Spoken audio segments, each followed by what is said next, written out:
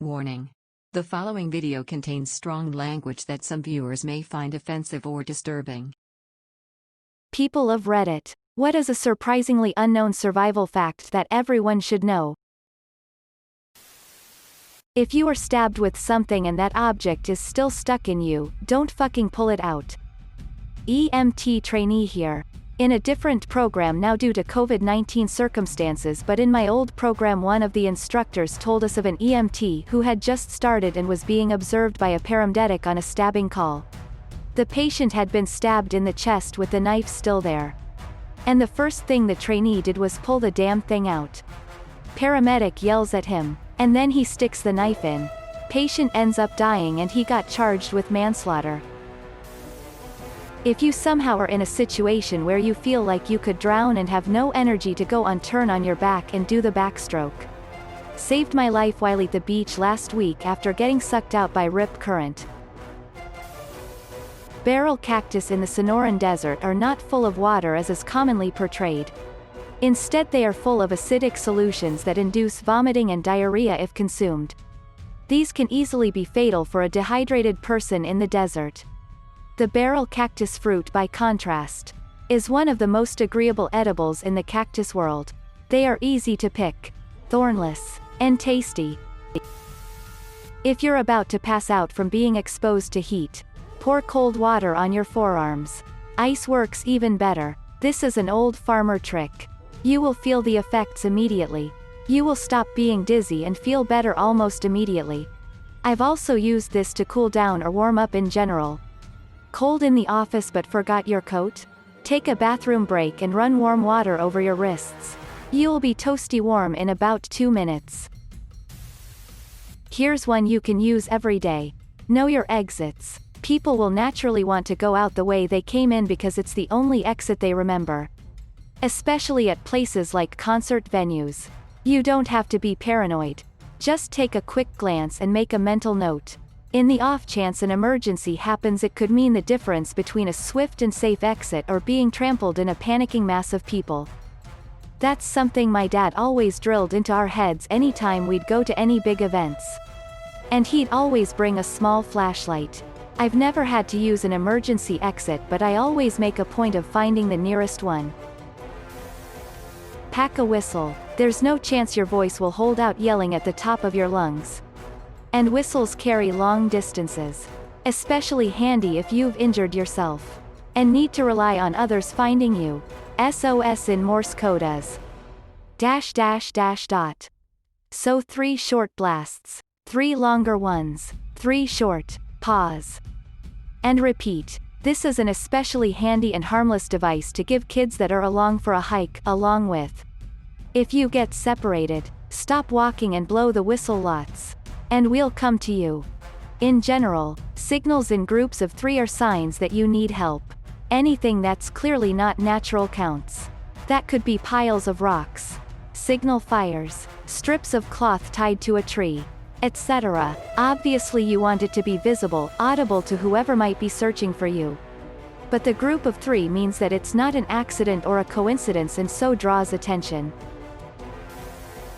During the winter, it is way better to be slightly cold than it is to sweat. If you start to sweat, you can go hypothermic way faster. Reminds me of a quote from Bear Grylls. I need to work quickly before hypothermia sets in. But not too quickly, because then I'll start to sweat. The sweat will freeze, and then hypothermia sets in. Quote. If you get stuck in your car in the snow, stay with your vehicle. Hypothermia makes you delirious and you can wander the wrong direction and freeze to death. Your vehicle is also a lot easier to locate than you are. When I was younger and traveled a lot, a friend from Minnesota told me to keep an unopened bottle of water, a blanket, matches, candle and a rope in the car during the winter months. A wax candle will provide enough heat to keep the car warm enough to survive with the blanket around you. Tie the rope to the car if you get out to relieve yourself, that way you can find your way back by following the rope. If snowing. Water, well, that is obvious. Canadian here, I do the same. My sleeping bag lives in my trunk during winter, also super convenient if you need to crash on a couch after a party. The other thing is to make sure the car exhaust is clear. If you keep the car running, you may very well kill yourself by carbon monoxide otherwise. Also, if there is an empty bottle, you can pee in it and use it for warmth for a while. Anything standing its ground and being loud just wants you to leave. If you don't, they will attack. When they are relatively quiet, they have already decided to attack. This goes for humans too. If you are lost in the wilderness, if you have shelter and a source of water, and if you have reason to believe people will be looking for you, you are usually better to stay put than to try to find your way out. Wandering around lost, you expend a lot of energy. You could easily get into a far worse situation, and anyone looking for you will likely start at your last known or expected location, which, if you are lost, you might be wandering farther from. This is not always the case. It depends on if you are injured or not, and the nature of the injuries, on your relative safety where you are at, how far you are relative to your expected or last known location, how visible you are, and a number of other situational factors. It is often worth a low-risk climb to a better vantage point if possible. People have died a few hundred meters from a road which could have led them to safety. I've participated in a number of lost personnel searches. This is very good advice. If they know what area you were in, they'll simply grid it off and start doing line searches. If you stay stationary, they will find you. If you move around, you could move out of the search area or into an area they've already searched. Stay your ass in one spot if you want to live. Just because you're drinking water doesn't mean you're safe. You need to take in salt as well. I've seen this kick people's asses big time. They drink and drink and drink water but still overheat, throw up, pass out because they didn't take in any salt or electrolytes. I didn't learn until I started taking holidays to hotter places than normal that I can be quite sensitive to the heat. I thought I was doing a good job looking after myself and drinking plenty of water, but 2 holidays in a row I ended up throwing up from the heat and honestly feeling pretty shitty.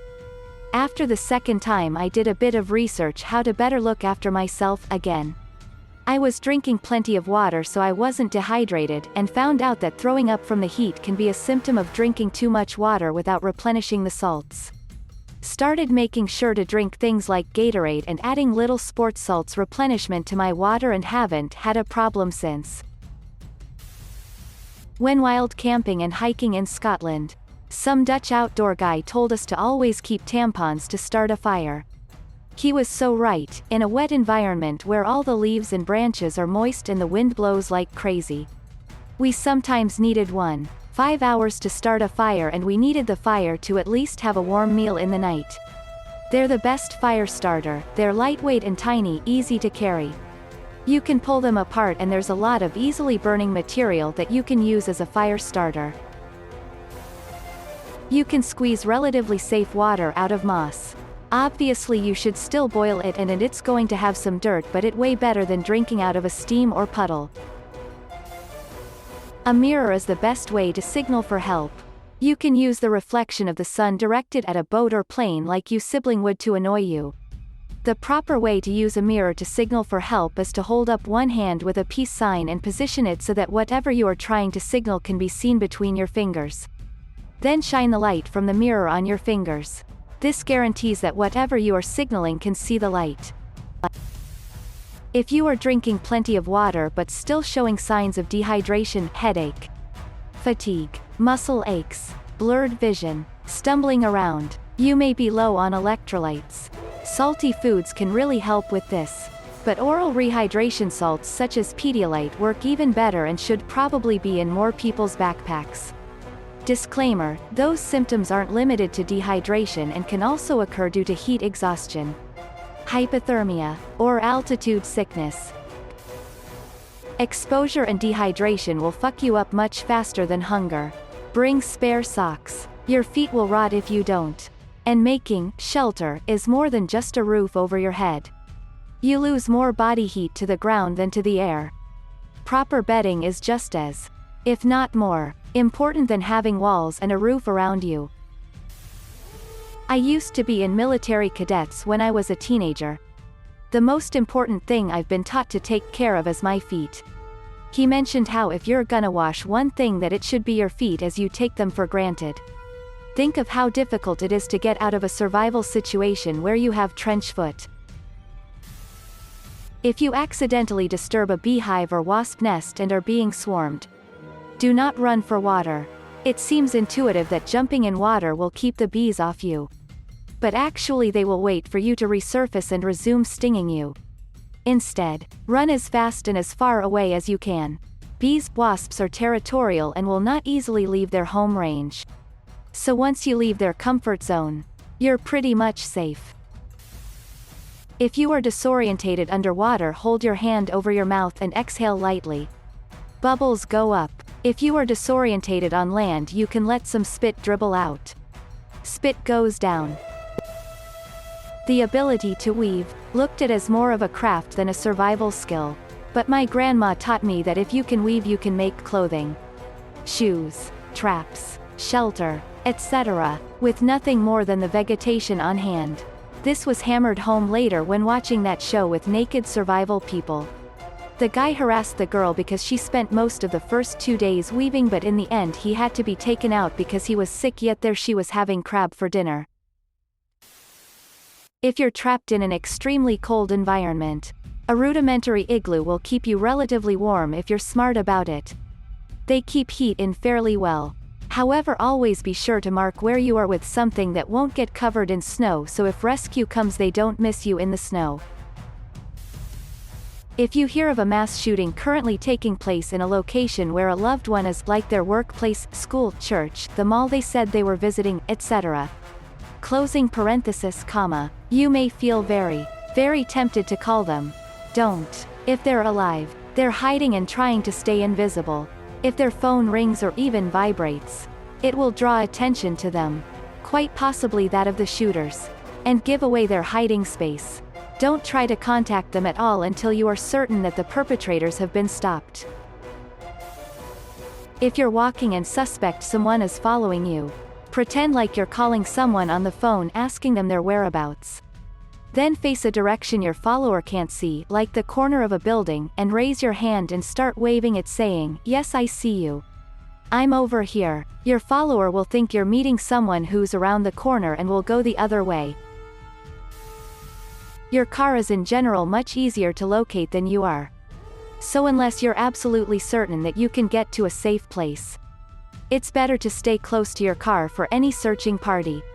Of course, if it's stranded in the middle of a road and any incoming car will hit it, you probably shouldn't stay in your car. And in the desert it's better to be in the shadow of the car than inside where you will get cooked alive. But the general principle still remains. A towel is the most useful thing to have. You can dry yourself if you are wet, but it is also a blanket if you are cold. Can give shade if it is warm, or you can use it to wipe your sweat. It's a hat, a cushion, a bag. You can remove the top of your car seats to break the windows of your car in case you can't open the doors. Especially useful if you drive into a lake or something like that.